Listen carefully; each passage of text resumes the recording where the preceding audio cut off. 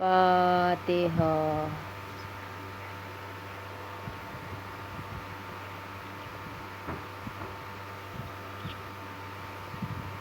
اعوذ باللہ من الشیطان الرجیم، بسم اللہ الرحمن الرحیم، الحمد للہ رب العالمین، والصلاة والسلام علی سیدنا و شفیعنا ابی القاسم محمد، اللہم صلی علی محمد وآل محمد وآلہ الطیبین الطاہرین المعصومین، ولعنۃ اللہ علی اعدائہم اجمعین، اما بعد، فقد قال اللہ سبحانہ وتعالی فی کتاب المبین، وہو اصدق الصادقین، السلام علی یوم ولدت و یوم اموت و یوم ابعث حیا، صلوات اللہم صلی اللہ۔ خداوند عالم قرآن مجید میں جناب عیسیٰ کی گفتگو نقل فرما رہا ہے۔ ارشاد ہو رہا ہے کہ میرے اوپر اللہ کا سلام ہے، جس دن میں پیدا ہوا اور جس دن مجھے موت آئے گی اور جس دن اللہ مجھے پھر زندہ کر کے روز قیامت اٹھائے گا۔ کنیزان زہرا، ہمارے آپ کے درمیان جو گفتگو چل رہی ہے وہ ذہن علی مقام میں ہوگی کہ عظیم ہستیاں لائق سلام ہیں۔ یا وارثہ نوح نبی اللہ، اے نوح نبی کے وارث آپ پر سلام ہو، اس کو عرض کیا ہے میں نے، اور میں نے عرض کیا تھا کہ جس طرح جناب نوح کی کشتی جب چلی تو صرف وہی بچے جو کشتی میں تھے، باقی سب ڈوب گئے۔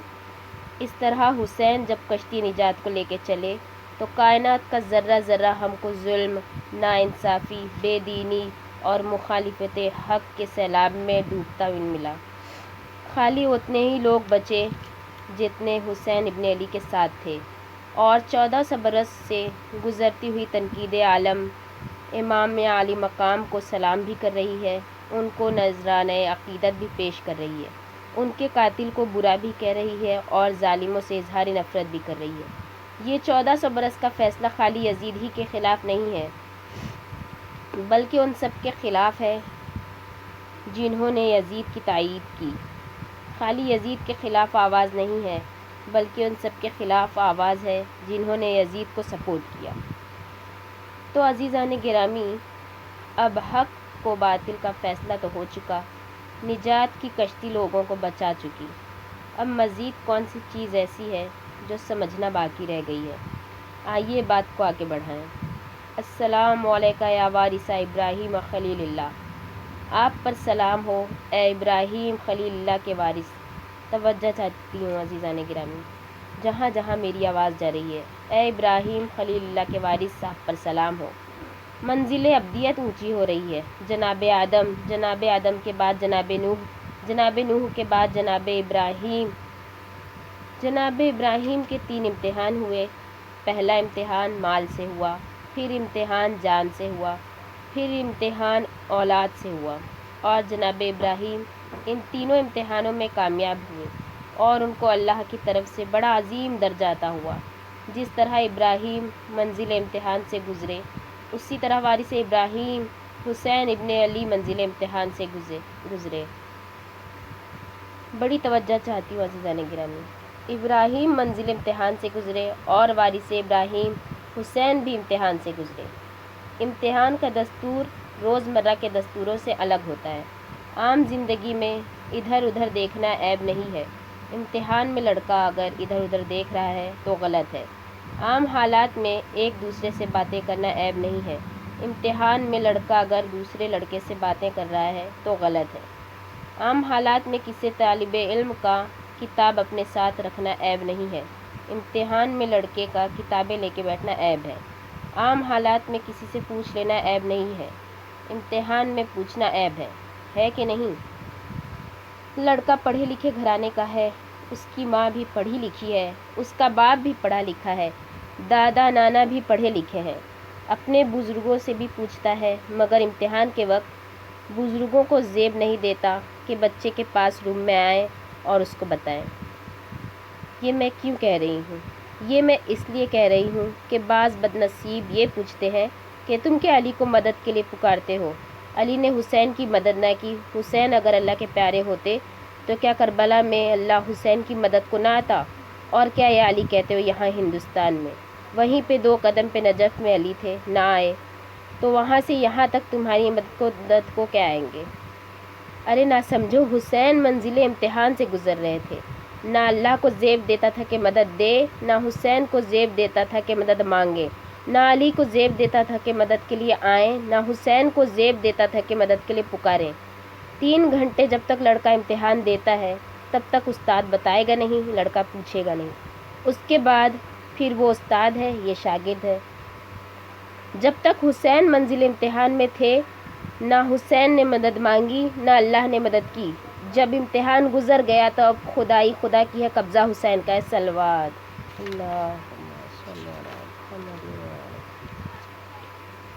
کنیزان زہرا، ذرا توجہ سے آپ سنیں اس بات کو کہ حضرت آدم سے لے کے حضرت عیسیٰ تک جو انبیاء گزرے ہیں ان تمام کے واقعات قرآن پاک میں ہیں، یعنی جتنوں کا ذکر قرآن میں ہے اتنوں کی بات میں کر رہی ہوں، سب کی نہیں، مگر جتنوں کا ذکر قرآن میں ہے ان کے واقعات بھی ہیں۔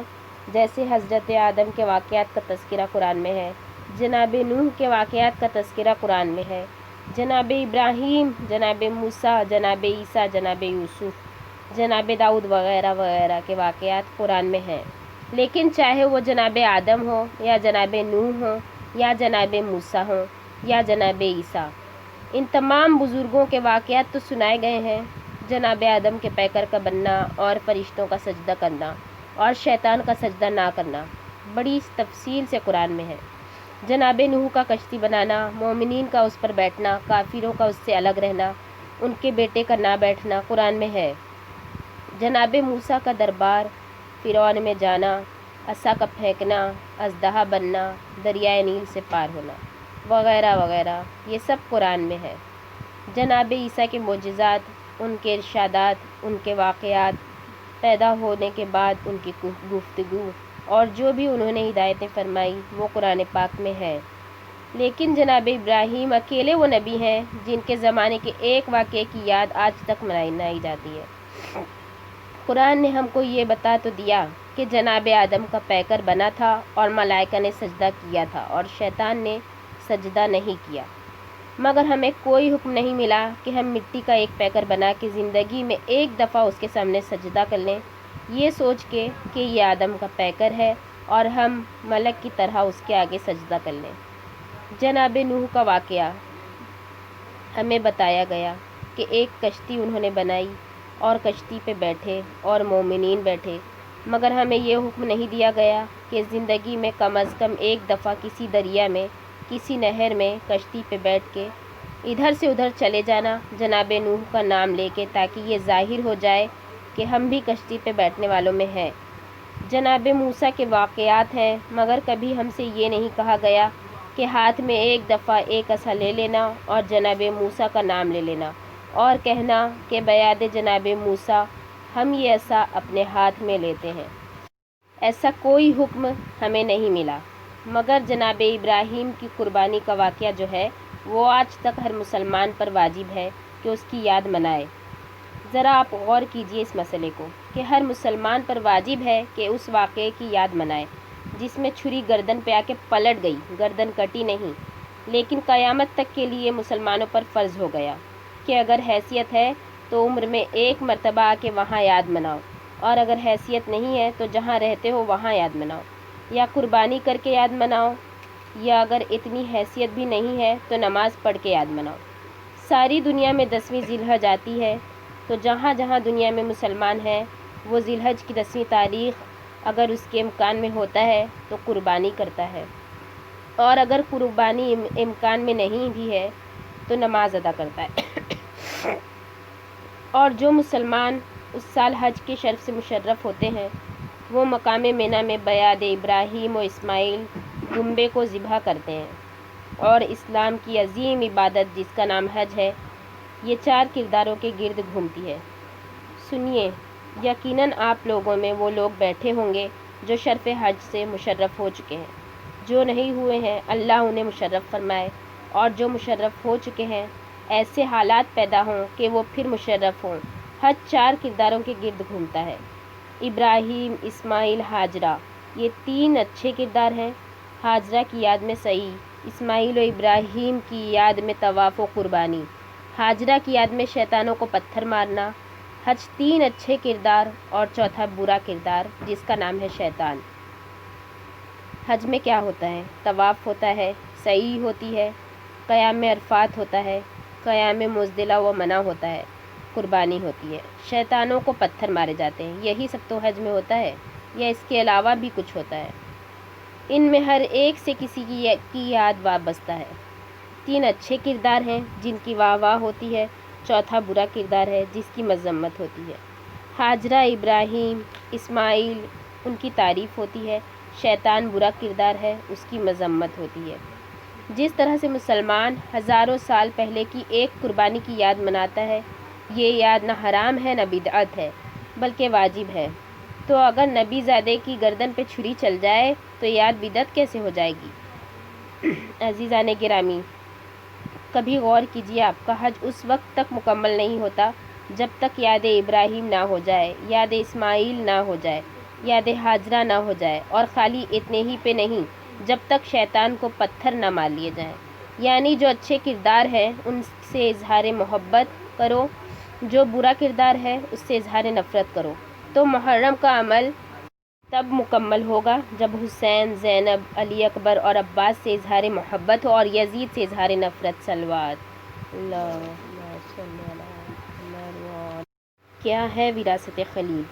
یہ حج یاد خلیل ہے۔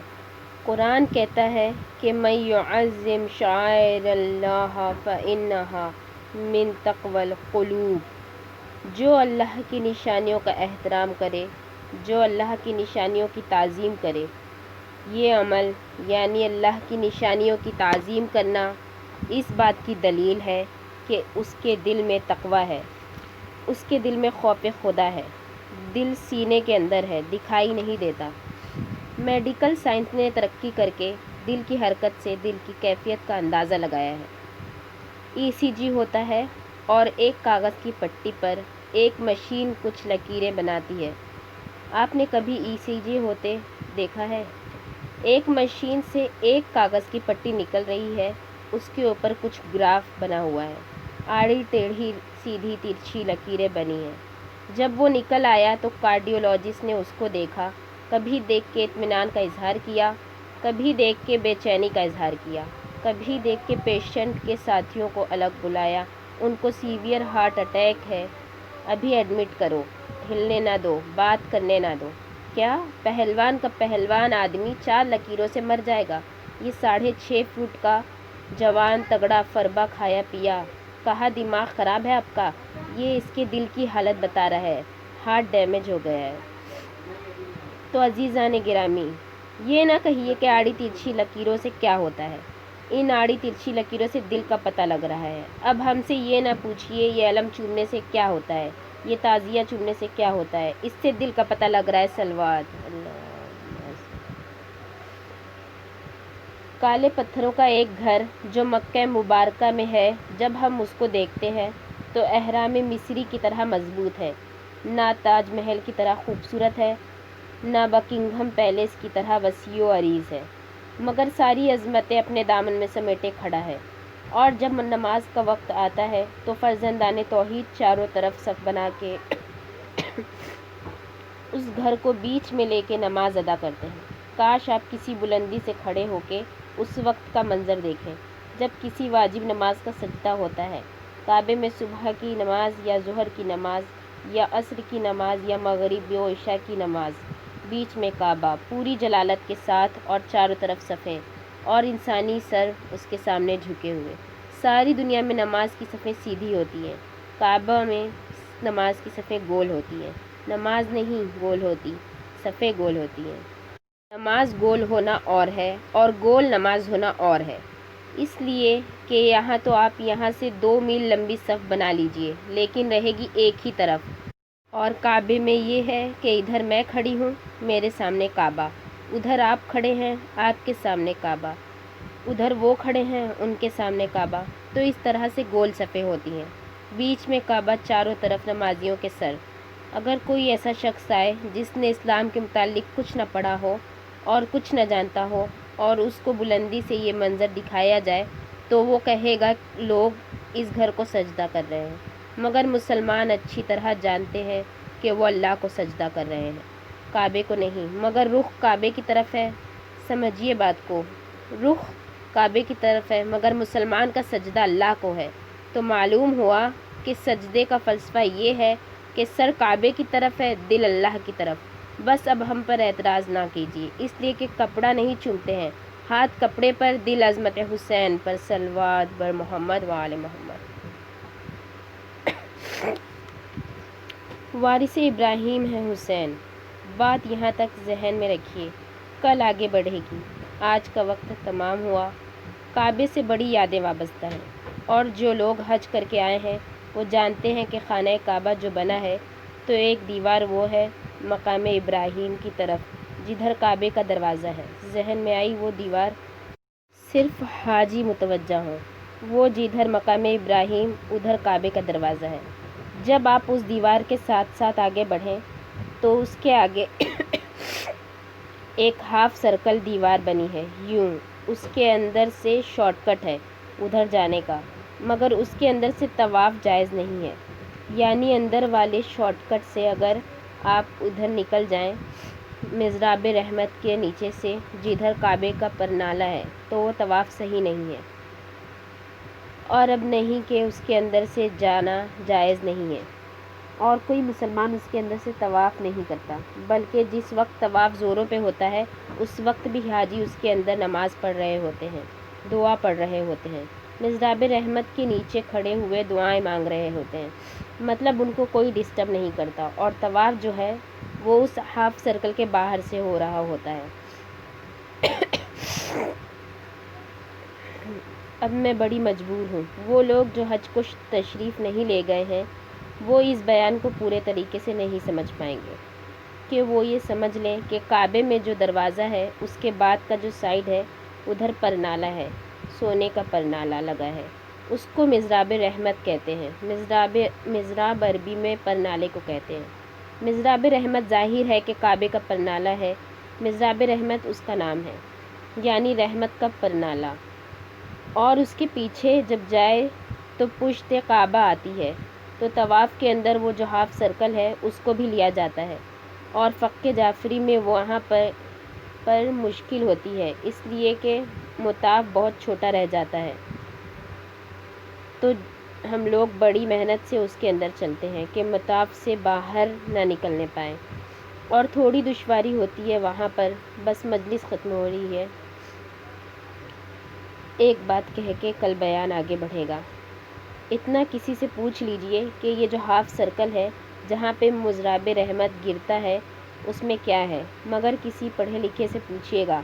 देखिए जिसकी नज़र किताबों पे हो, तारीख़ पे हो, उससे पूछिएगा कि ये हाफ सर्कल जो बना है उसके अंदर क्या है। अगर आप तारीख़ से पूछिएगा, तारीख़ आपको बताएगी कि ये जगह जो है उसके अंदर जनाब हाजरा और जनाब इस्माइल की कब्रें हैं। तो जहाँ अल्लाह के घर का तवाफ़ करो वहीं घर के बनाने वाले का भी करो। तो अगर काबे के बनाने वाले की कब्रों का तवाफ़ जायज़ है तो इस्लाम बचाने वाली की तुरबत का तवाफ़ क्यों जायज़ नहीं है। सलवात। इस्माइल ने काबा बनाया, हुसैन ने काबा बचाया। ڈاکٹر اقبال نے خوب کہا ہے، غریب و سادہ و رنگین ہے داستان حرم، نہایت اس کی حسین، ابتدا ہے اسماعیل۔ کنیزان زہرا، حکیم مشرق کیا خوب کہہ گئے، اسماعیل سے جس چیز کی ابتدا ہوئی، حسین نے اس چیز کی انتہا کی۔ کعبے کو بنایا خلیل و ذبیح نے، کعبے کو بچایا حسین ابن علی نے۔ پورا گھر لیے کربلا میں کھڑے تھے عظمت کعبہ کو بچانے کے لیے۔ پالنے والے، تیری بارگاہ میں یہ ہدیے پیش ہے، یہ میرے بچپن کا دوست حبیب، یہ میرا نیا مہمان حر، یہ میرا پرانا خادم مسلم ہے، یہ میرا جاں نثار عابس ہے، یہ شوذب ہے، یہ زہیر ہے، یہ حسین و خوبصورت ہلال، یہ 17 دن کا بیاہا وہب۔ اور جب دوستوں کی قربانیاں ہو چکیں تو عزیزوں کی باری آئی۔ معبود قبول کر، یہ عقیل کی اولاد ہے، یہ شہید مسلم کے بیٹے ہیں، یہ عقیل کے فرزند ہیں۔ اور جب عقیل کی اولاد قربان ہو چکی عزیزان گرامی تو جعفر کی باری آئی۔ معبود تیری راہ میں بازو کٹا دینے والے کے پوتے ہیں۔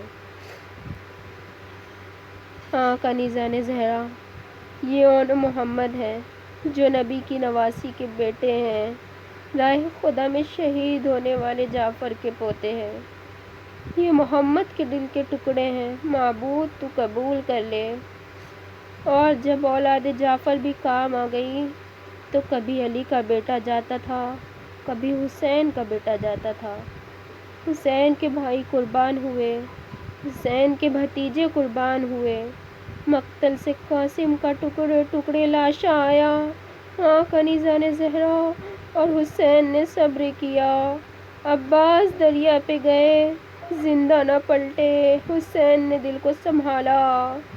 اور جب عباس و قاسم بھی نہ رہے تو وہ گیا جو رسول اللہ کی صورت تھا۔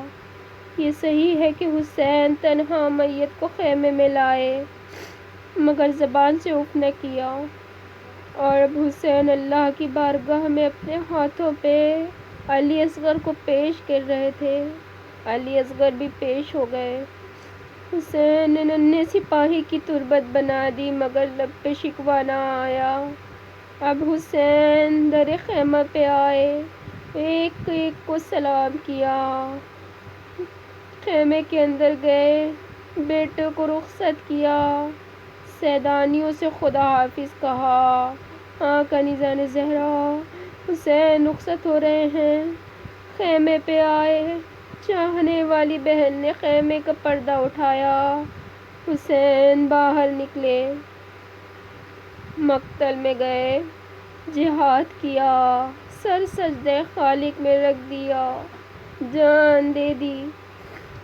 رات آ گئی، اندھیری رات، ویران رات، یتیموں کی رات، بیوہ عورتوں کی رات، جس میں ملائکہ کے رونے کی صدا تھی، جنوں کے ماتم کی آواز تھی، اور رات کے سناٹے میں کبھی کبھی ایک بی بی کی آواز گونجتی تھی، الا یا حسینا، ارے میرے حسین۔ بس زینب ایک دفعہ تڑپ گئی، یہ میری ماں رو رہی ہے، بس 1 منٹ اور مجلس تمام۔ کنیزان زہرا، رات گزر گئی، یہاں تک کہ رات کا پچھلا پہر آ گیا۔ اب جلی قناتوں میں بیٹھنے والیوں پر غشی طاری تھی۔ نیند کا نام نہ لیجیے، تھکن کی انتہا بے ہوشی، وہ کیفیت تھی کہ جلی قناتوں میں سیدانیاں بیٹھی تھیں، سید سجاد سجدے میں سر رکھے شکر خدا کر رہے تھے۔ زینب آسمان کو دیکھتی تھی کہ ایک مرتبہ جلی قناتوں سے چلی، ادھر چلی جہاں نشیب میں بھائی کا لاشا تھا۔ زینب ابراہیم کی پوتی ہیں، یہ یاد رہے، زینب ہاجرہ کی وارث ہیں، یہ یاد رہے۔ میں سمجھی رونے جا رہی ہیں، بھائی کے خون میں منہ مل کے لوٹیں گی، مگر زینب جب لاشے پہ پہنچی تو تصویر صبر بن گئیں۔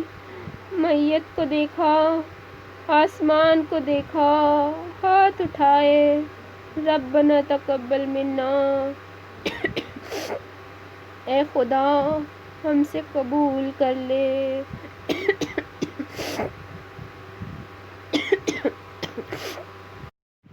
یہ ابراہیم کے گھر کا تحفہ، تیری سرکار میں حسین کا لاشا۔ انا للہ و انا الیہ راجعون۔